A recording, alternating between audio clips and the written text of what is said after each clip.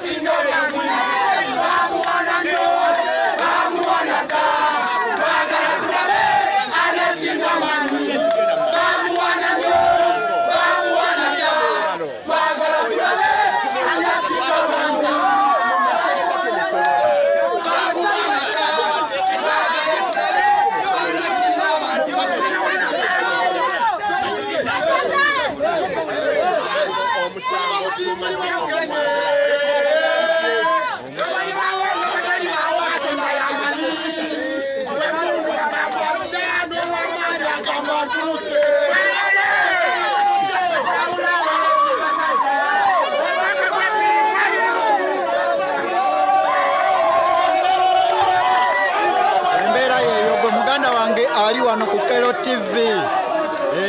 NUP ewangudde omusango. Omusango gwa Kibalama. Sharinga bushayarinzi gwe laba essanyu eriri ku kitebe.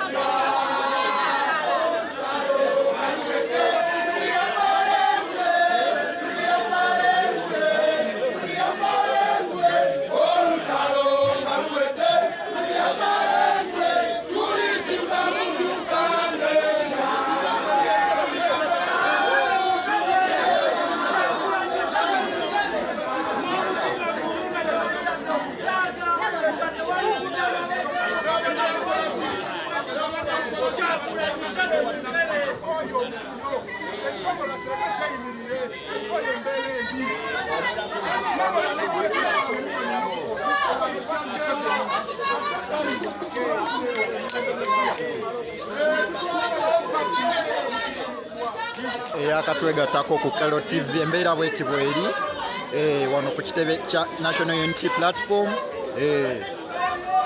Nkulabira essanyu eriri wano, tulinze wano omubulembeze ayogereko gye tuli. Essanyu libuganye buli muntu ali wano ku kitebe nga bw'olaba ekigenda mu maaso.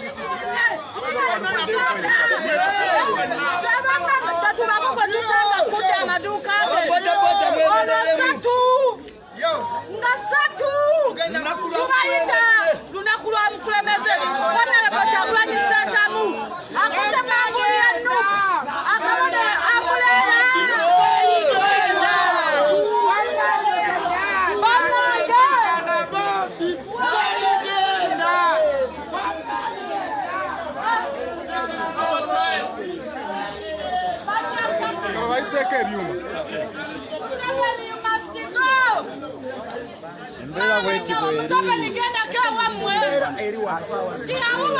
Essanyu lya musu wa gonja era saazo zino okupinga solide wali wonna.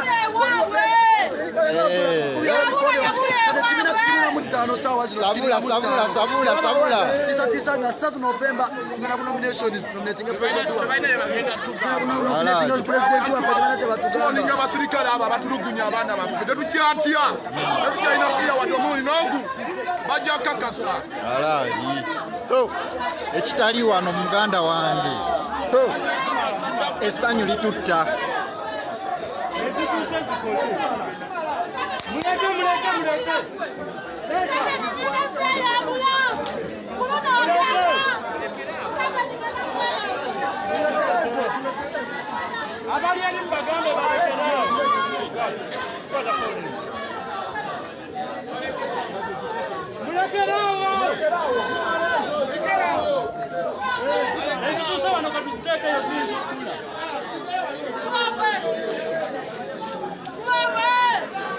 Mulekerao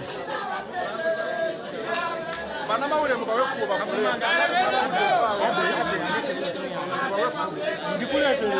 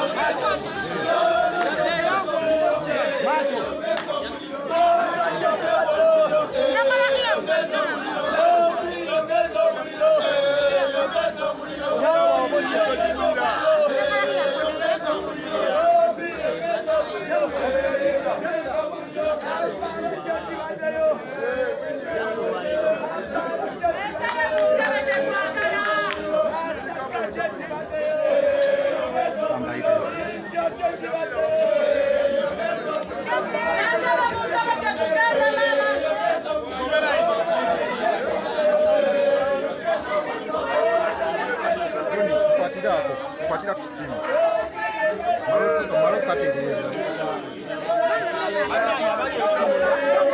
abanyali munda bangi bageza batukolere walinda batalikola mwati wamusa wano ngabali ne beesala tubayongere mabeku tugende eri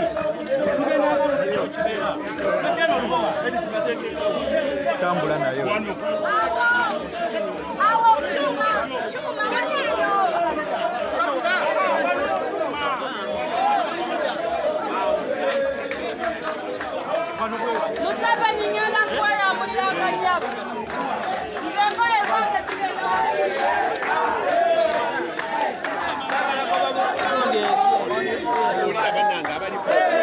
wano wali oke banaye mutuwulire wali oke wano wali oke abaliko owandiika ekigambo ntenetiwaka ekyuka kyenjagala obese era kujja okukomenti mulabe ekigenda mu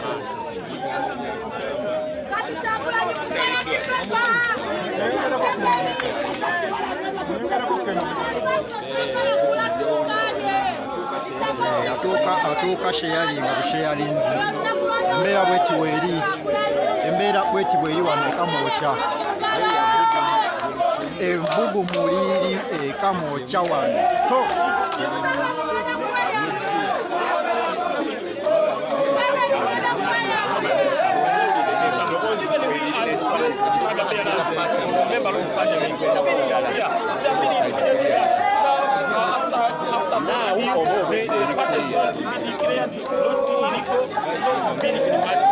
Now we are very happy and we are going to now start mobilizing the masses to support the Labour Party Chairman Center. Now the mobilization is just in power because I myself, though I want to be a member of parliament, but I've been working hand in hand so that I mobilize my president just now on the Labour Party Chairman Center.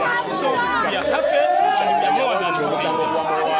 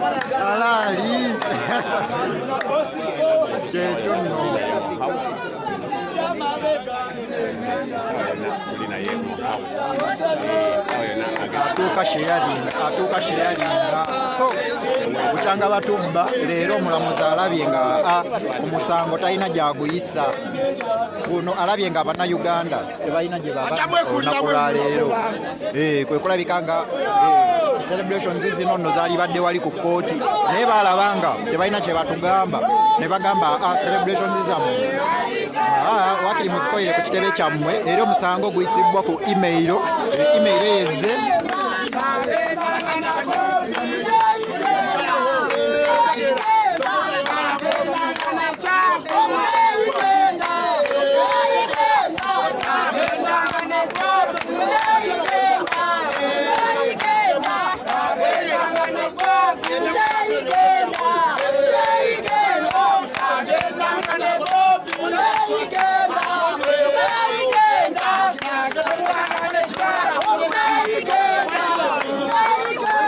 bannange munansonyiwa naye essanyu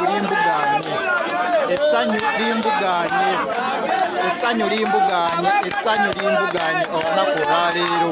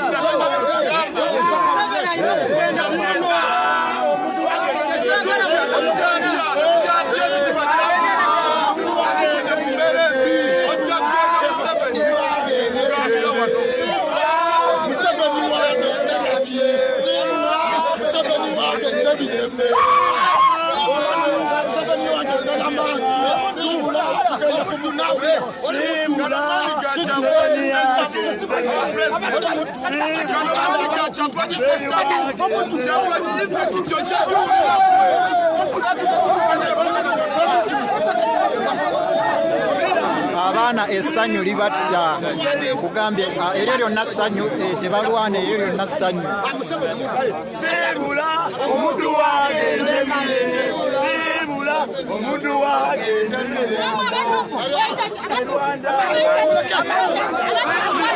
sibula essanyu gwe essanyu sibula omuntu wagende Rwanda sibula mzee yagende mirembe sibula mzee yagende Rwanda agende Rwanda bamutegedde mutabulwa mwana we Rwanda otalinawo butuuzi muze tuwola bino batakola akoze okutulemesa agezako kwabanga yekwata ku bisubi olagudeko mu kinnya kyetoyi nobaga mu kinnya okwana akasubi atakuyamba kwa weekwata ku bisubi ayenga okola ki nobanga oli wakugwayo era ogwayo muze yali mu kinnya agende ewaabwe e Rwanda atuke mirembe muze bayibayi akusiibudde freedom fighter era nkyakulina nga toliwekawe tumanze okuva mu kibiina bannayuganda bakubuka abakadde mumademu temulina ssuubi nga mutya mulaba tumukube kano olw'ekibiina tumukubye kino ekitegeeza newaali tugenda kumukuba tugenda musanyalaza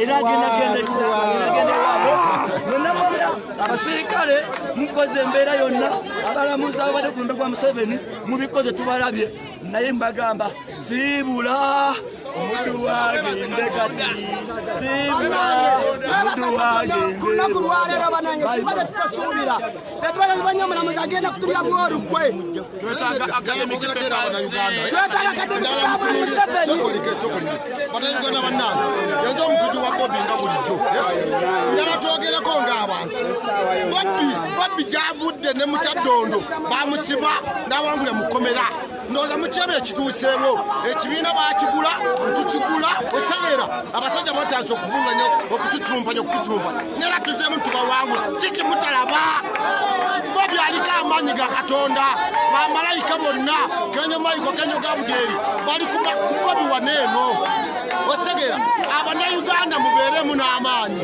nti ono omukulembeze teyajja kuvuganya nga Besigye yajja kusiguukulira Museveni mu ntebe gye yekyangiramu osegeera njagala twebereremu tweyanziza oyo kakati nno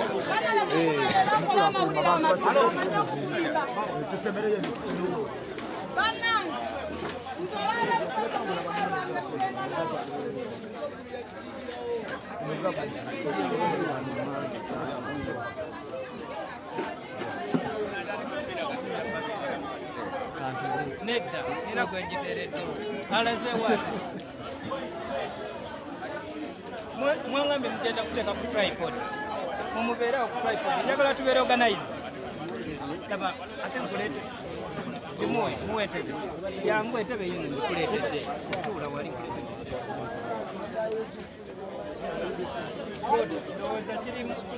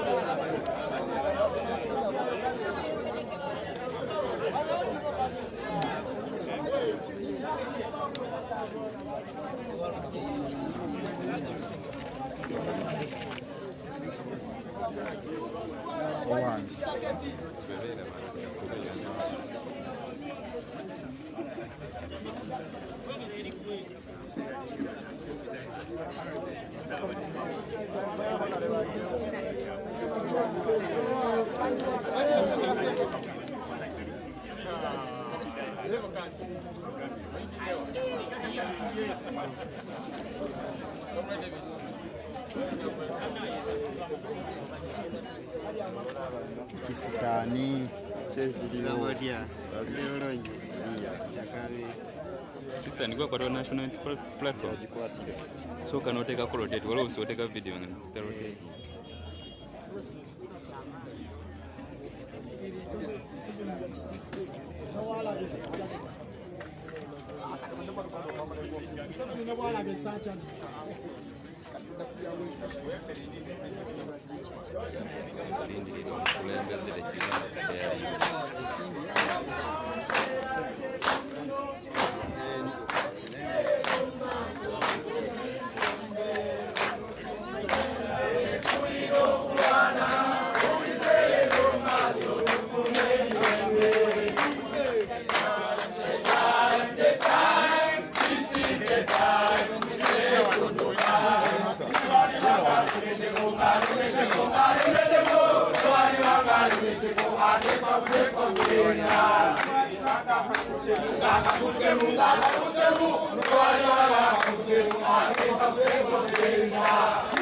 Our power!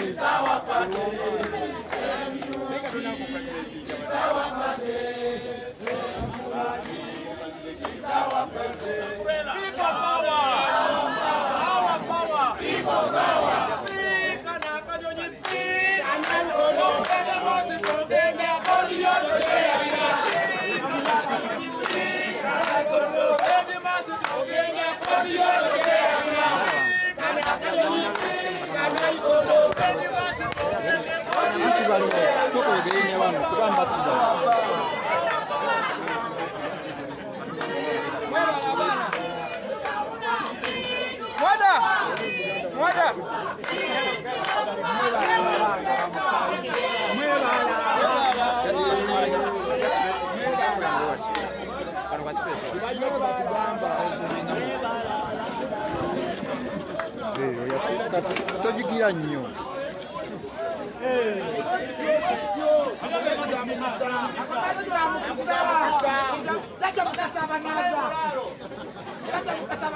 ngogenze nnyo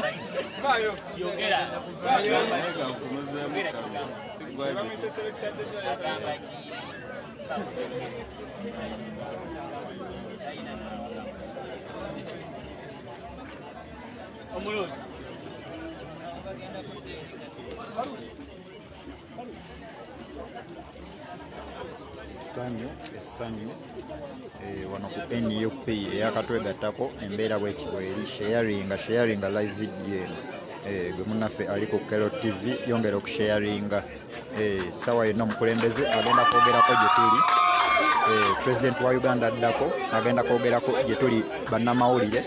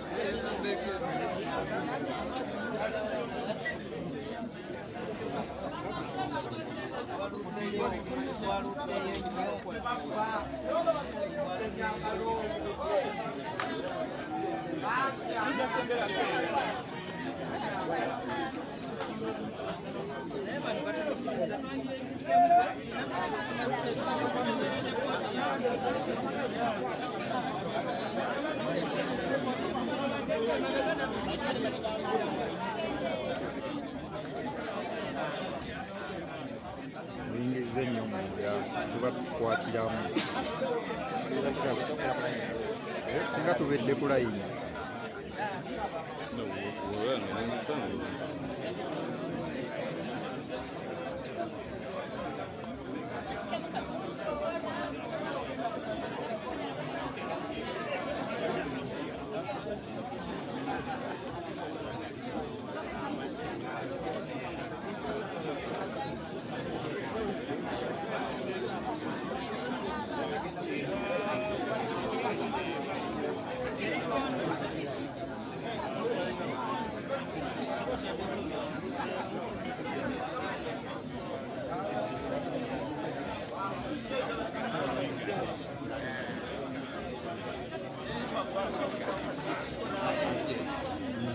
yangu wa mwana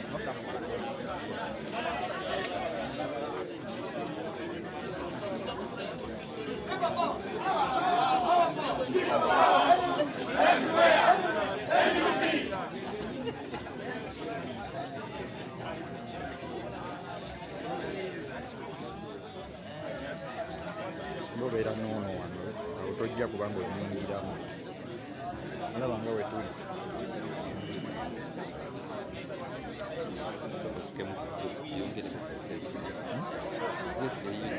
yeah.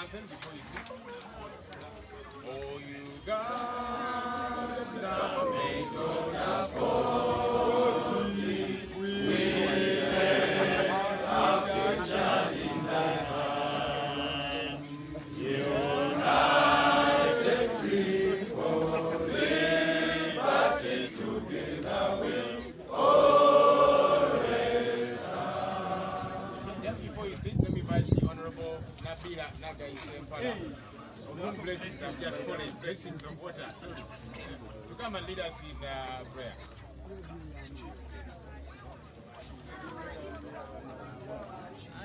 The blessings of water.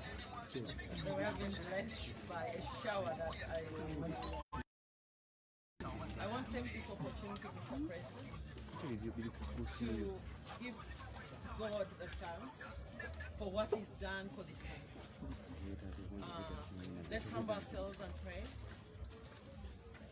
Fellow citizens, everyone in Uganda, all well-wishers in the diaspora, Africans in general, we thank God for this day. We thank God for the landmark ruling that has just been pronounced to set captives free, to set Ugandans free, to give hope to the hopeless, to give joy to those who've been downcast because of the intensity of harassment, intensity of persecution that NUP and all its members have been undergoing. So we want to lift our president, Mr. Kyagulanyi, to you in prayer, God. Bless him and guide him. All the well-wishers and supporters of NUP, let's take our fists and tell the Almighty that will not be cowed in the face of fear and intimidation. May God bless you all. May God bless NUP and the party. People power. Our power. Our power. People power. NUP. Everywhere. Everywhere. NUP. Please take a seat.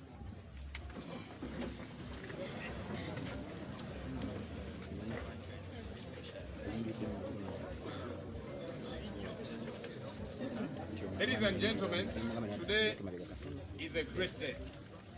Today is a great day in the history of our country, Uganda. Today is a great day to all the members and supporters of NUP.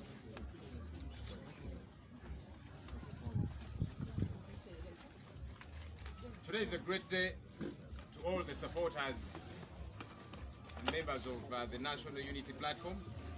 Today is a great day for all change-seeking Ugandans, and it's a time for us to rejoice. But I'll hasten add, it's not the time for us to drop the ball. It's not the time for us to become complacent. It's not the time for us to give up the battle. It has only just begun. The celebration that we are having now is the kind we should have after the 2021 general elections.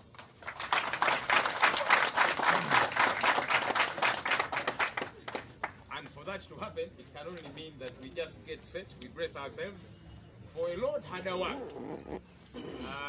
This in my view is not the heavy lifting. There's still a lot of heavy lifting that is coming our way. But let's get ourselves. He has showed us that he is clearly on our side with this first victory. Let's keep moving forward. We, as you all very well know by now, the court case against NUP and its leadership has been dismissed with costs.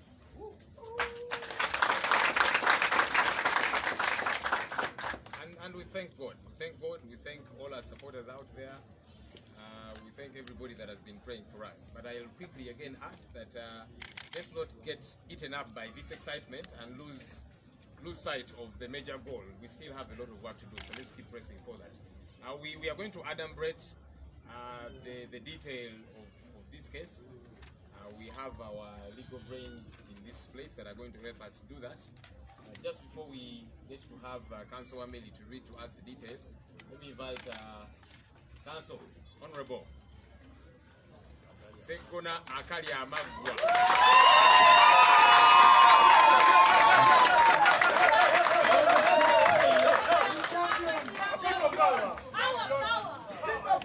Our power! NUP! Everywhere! NUP! People power! Our power! People power! NUP! Everywhere! Everywhere! NUP!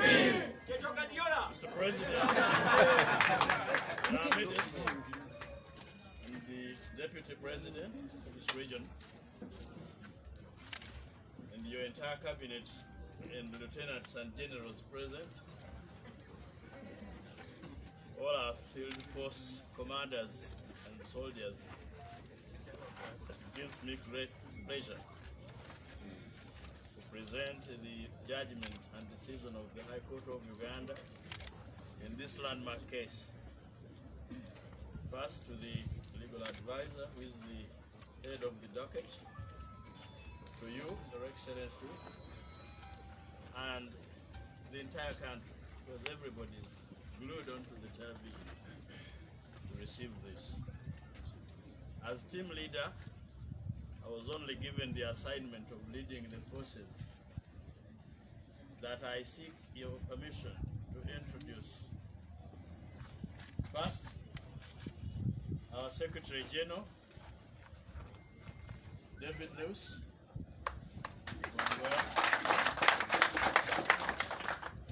My brother, Anthony Wameli. He kept praying, he led the prayers in the group, because he's a pastor, as you know. My uncle, Alhaji Abdallah Chwanuka. My young brother, Mwada Nkunyenji. People power! Our power! My young sister, Shani Malende.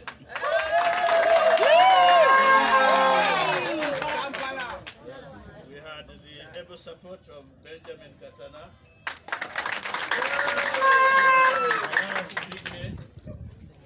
Listen, my father, not Nandala. People power! Where are the other lawyers? Oh, my young little son. My young little son. Mr. President, I'm not in good health to give a long speech, but let me mention something. If you want to know there is something abnormal about this country, just witness the struggle between the Judge Yoweri Tibuhaburwa yesterday and this fat man called Sasma. Surely, How do you have a contest between Sasmavi and Tibuhaburwa? That is how unfair this country has become. I want to acknowledge all the participants and the contributions of all the lawyers that have assisted us in this struggle. There is one I deprived of this opportunity, which should have been here, Jonathan Elotu. He was the coordinator. He would run between me and Lewis, the Secretary General. So, Mr. President, the last thing I want to say, yes, the gentleman was seeking permission to go back and that is what it should be. Mr. President, the struggle is not over. But this was a struggle against the people of Uganda. The people of Uganda continue in the struggle to break the chains that have enslaved them in their own countries. I do not want to say much.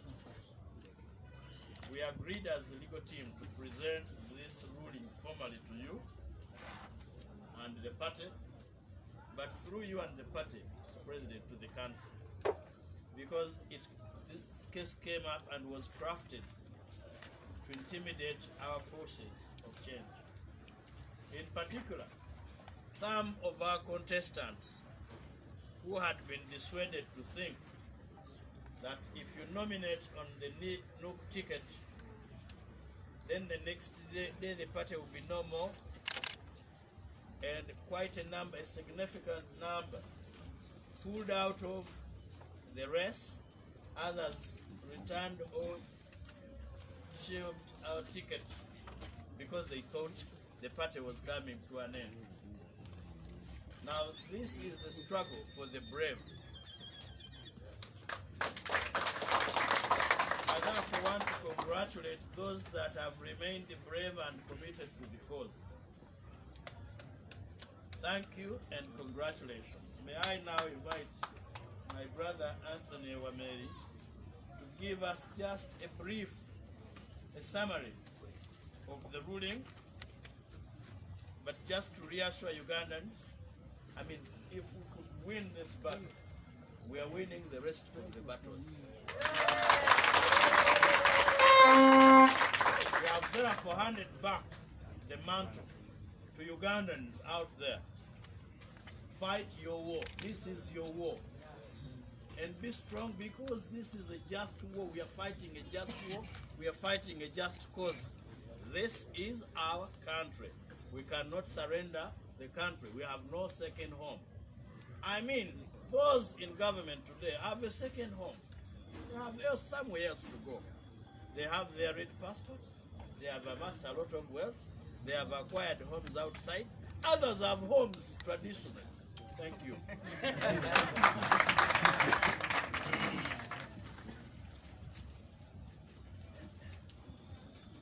Mr. President, Wameni Anthony is my name. If this was the Champions League, it would be PSG versus Manchester United.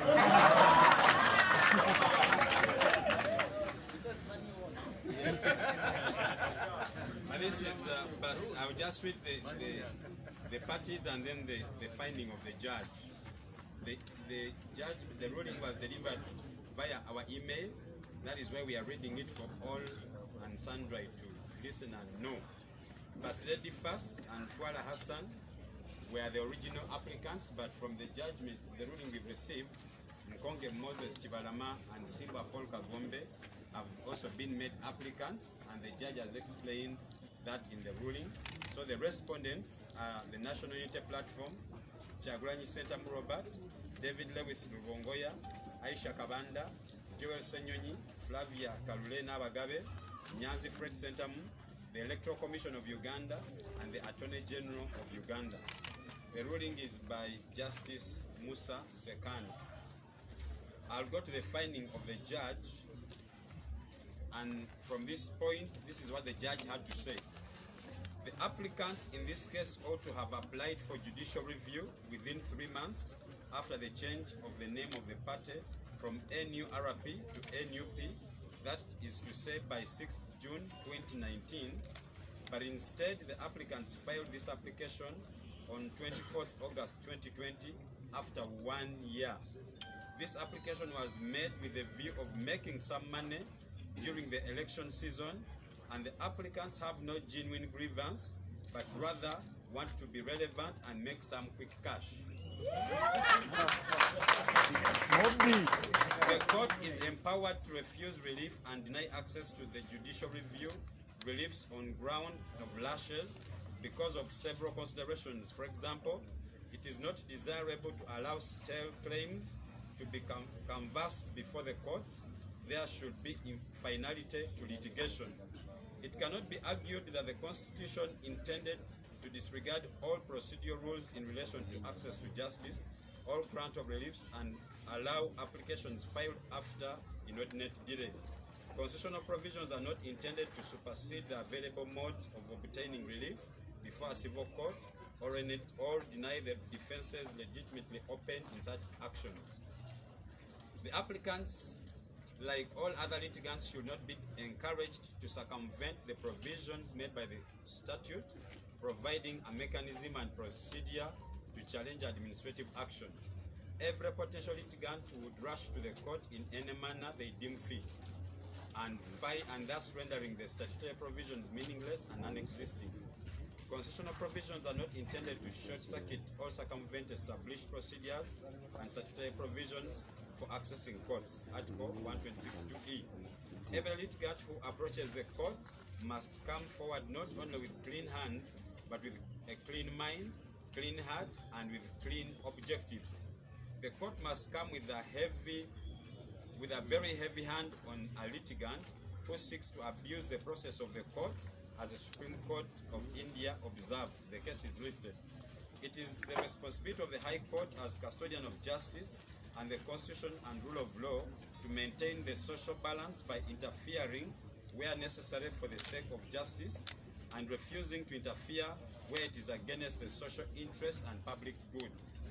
This court declines to entertain the application since it was not brought under any known procedure, and secondly, it was made to avoid the time limit of 3 months within which an application for judicial review should have been brought.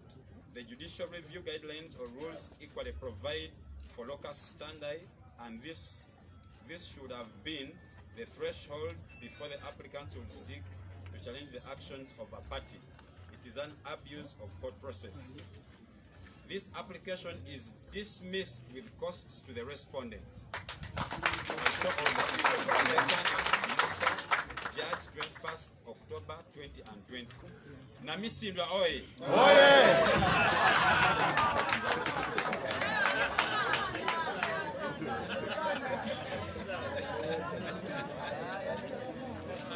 Thank you, Councillor Mary.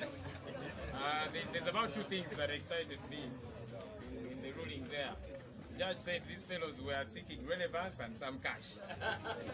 Luckily for us, the judge has made sure we get some cash. So, Mr. President, the Muda fundraiser is now going to work. All right, let me invite the now undisputed President of the National Unity Platform, Lion in the jungle.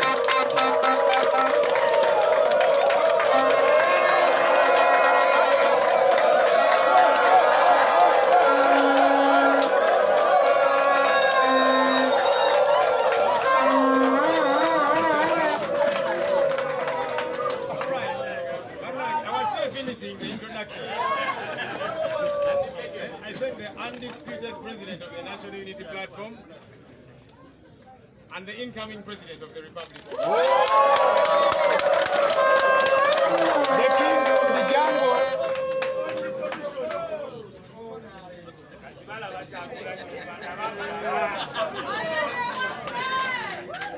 People power. Power, power.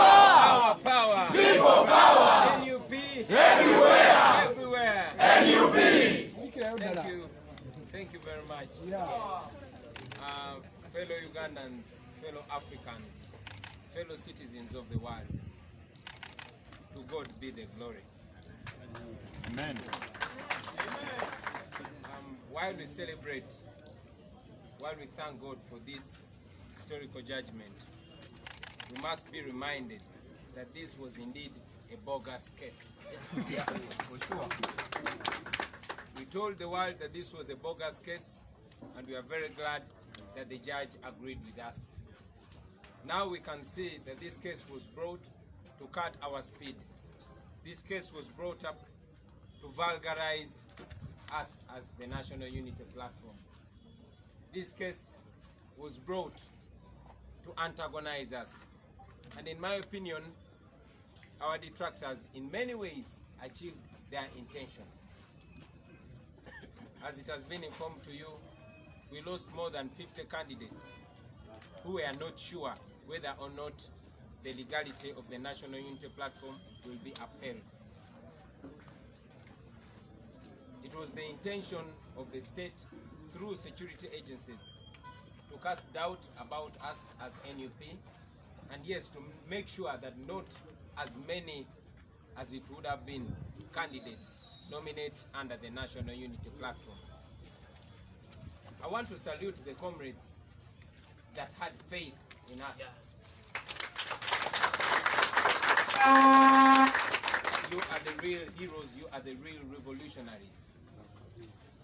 Martin Luther King said that faith is taking the first step even if you don't see the entire staircase. You comrades took the first step with us, and I can guarantee you that we shall take the last step together. Now, without a doubt, we are the National Unity Platform. We are people power. And we are the next ruling party of the Republic.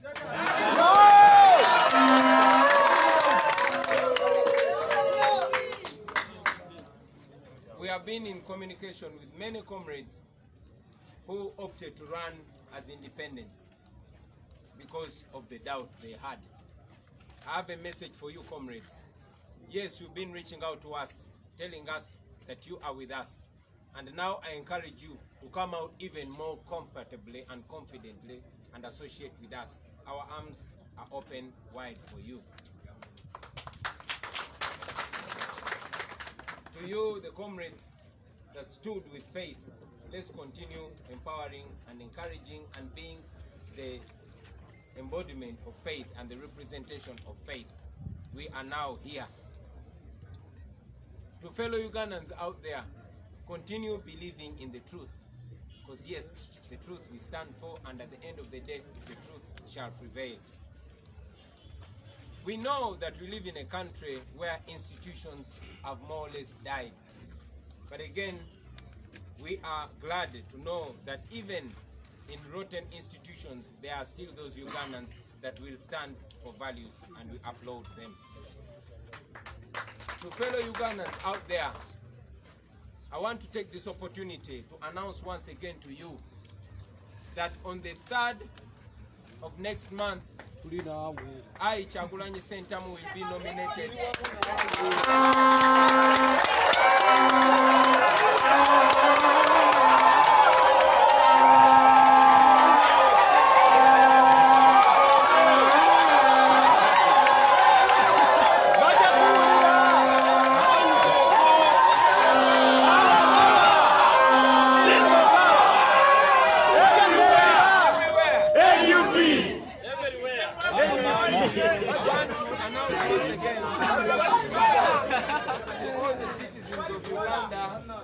In Uganda and abroad, that on the 3rd of next month, I'll be nominated to run for President of Uganda under the National Unity.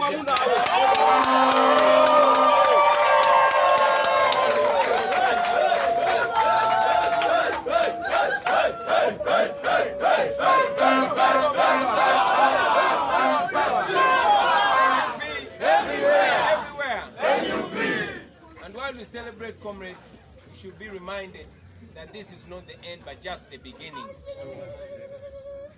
This is not to mean that Uganda is as democratic as should be.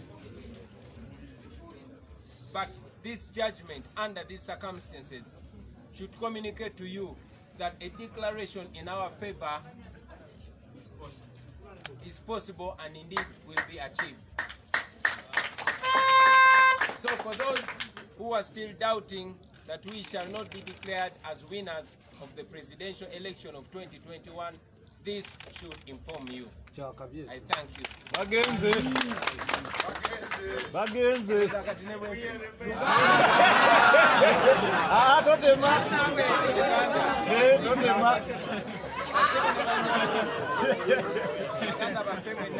Bannayuganda abali wano Uganda nabo abatulaba emitala w'amayanja kantwale omukisa guno okubayozaayoza n'okubakulisa mwenna ababadde ng'emyoyo gibeewanise. Kati saawa zino osobola okwogera n'obuvumu obw'amaanyi nti mu mateeka tuli National Unity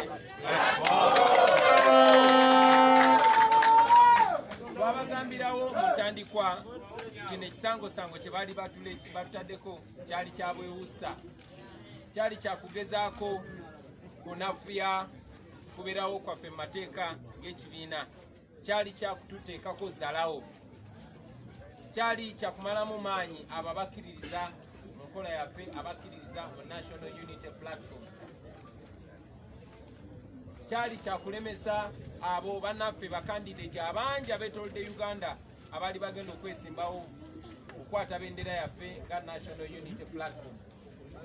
Era kyannaku nnyo nti bannaffe bangi bakandidate abali bagenda okwesimbirawo ku kibiina kyaffe kya National Unity Platform batiisibwatiisibwa, bangi ne balemesebwa, era bangi ne beesimbawo ku bwannamunigina nga ba independent. Naye ate era mu mbeera y'emu njagala okussaamu ekitiibwa ennyo bannaffe abo abaabeera n'okukkiriza ne bakkiriza mulama gwe tuliko wakati mu kutiisibwatiisibwa, wakati mu butamanya ki ekiddako, ne beesimbawo okukwata bendera ya National Unity Platform. Bannange muli bazira nnyo. Obubaka bwennyina eri baganda baffe abo abaatiisibwatiisibwa era ne beesimbawo nga ba independent, newankubadde nga tubadde tuwuliziganya nabo era nga batulaga nti bali wamu naffe, ndowooza kati mukakasizza era tubaaniriza abaganda baffe era emikono gyaffe migule gye muli. Munzikirize twalina omukisa guno okutegeeza abannayuganda bannaffe abali wano mu Uganda n'abali mu mawanga ageetoolodde ensi yonna nti ennaku z'omwezi nga 3 omwezi ogujja nze kennyini kamwa koogera ngenda kutongozebwa era ngenda kunominatingibwa okuvuganya ku bwa pulezidenti bwa Uganda nga nkutte bendera eya National Unity.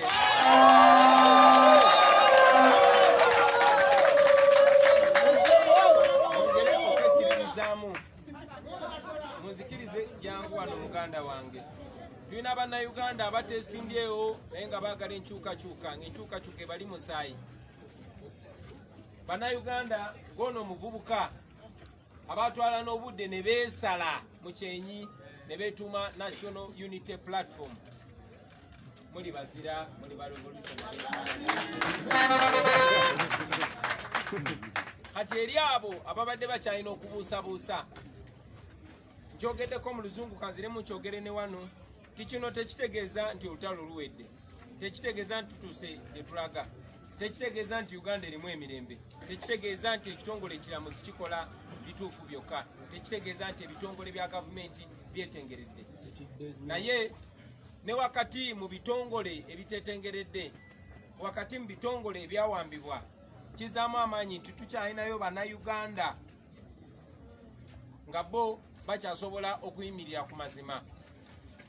Tuli basanyufu nga bwe twabagamba nti kino kisango kyali bogas, kyali kyabwewuusa. Tuli basanyufu nti omulamuzi yakkiriziganyiza naffe. Kaakati eri mmwe mwenna abadde bakyabuusabuusa nti wadde tufugibwa bannakyemalira, wadde tufugibwa ku mudumu gwa mundu, nti okusalawo naddala okwo okw'amazima tekusobola kukolebwa, njagala mutunuulire kuno okusalawo mumanye nti ne omwaka ogujja mu 2021 era kikyasobolwa n'amaanyi okulangirirwa nti Museveni tumuwangudde.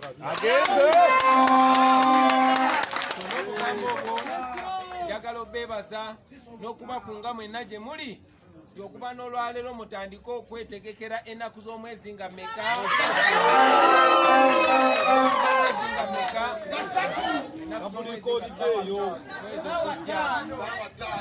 mweteketeke tugenda kwewandiisa tugenda ku nomination mwebale nnyo mwebale eddala kati ndowooza ne bwente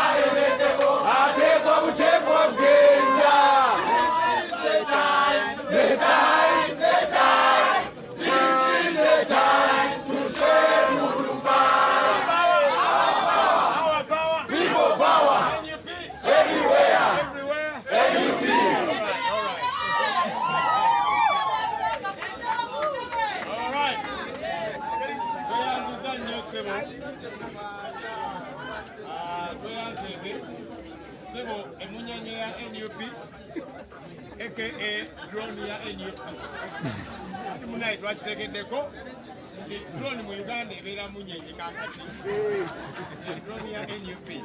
Alright, thank you so very much, ladies and gentlemen. Unfortunately, our team leader has an urgent engagement, but we'll keep interacting with the media. We know that there's many things you'd want report to us, questions and all of that. But for now, allow us to close this press conference at this. Thank you so much, everybody. Have yourselves a good day.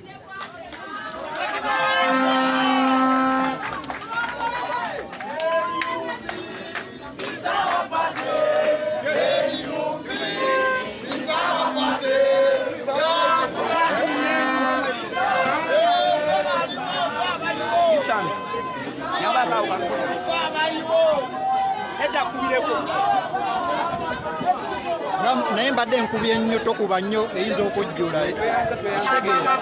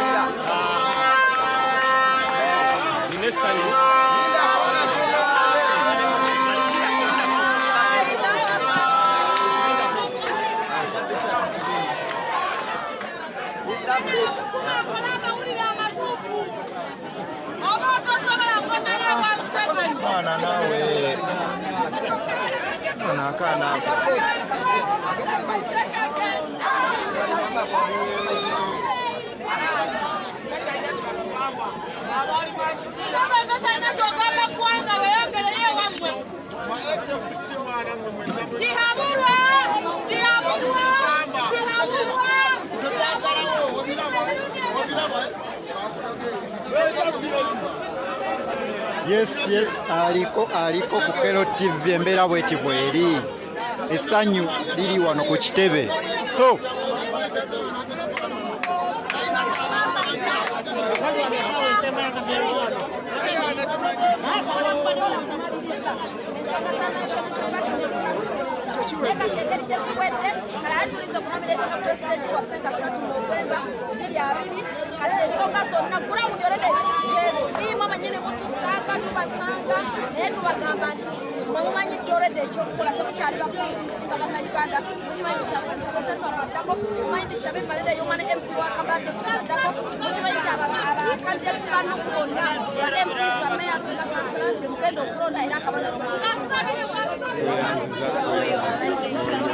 Abadde omukyala Shamimu Malende tukyaliwo nno wano ku kitebe tuyisaayisaamuko ku bantu mpola mpola. essanyu oliraba eriri mu bantu.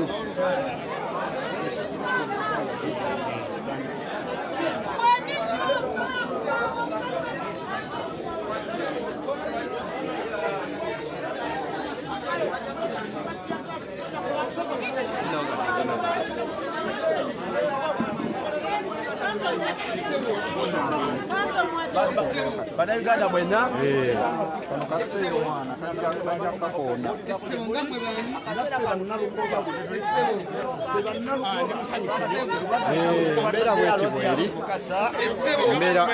embeera bweti bweri wano ekamwokya oteekateekera eggwanga tusinga pulezidenti waffe ekyagwanyo katusentamu tulabula nakyemalira nti akaseera ak'okuva mu ntebe gyeweŋŋanamizaamu kekano nga NUP naddala nga bannamateeka olutalo tululwanye olwo luwedde naye ate emisango egy'ekimpatiira tebayisane ku NUP nga kibiina kyokka ne bannayuganda eyo wansi bali bakwata ne babateekako ebisangosango ebitaliyo mu mateeka.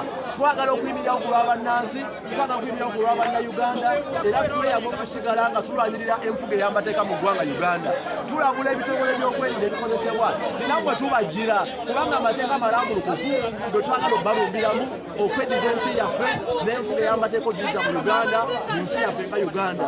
Nga nkunyingimuwadde abannakyaddondo onaebwe kyagwaniro katusentamu atuweereza bulungi abaganda tugenda muwandiisa nga ennaku z'omwezi 3 nze ekyaddondo nasimba dda nga kandideetwa NUP akabonero manvuuli kowola bannakyaddondo nga 3 twetusooka ku layini twetusooka kaguwa nga tuwerekera omubaka waffe agenda okwewandiisa nga pulezidenti w'eggwanga addako.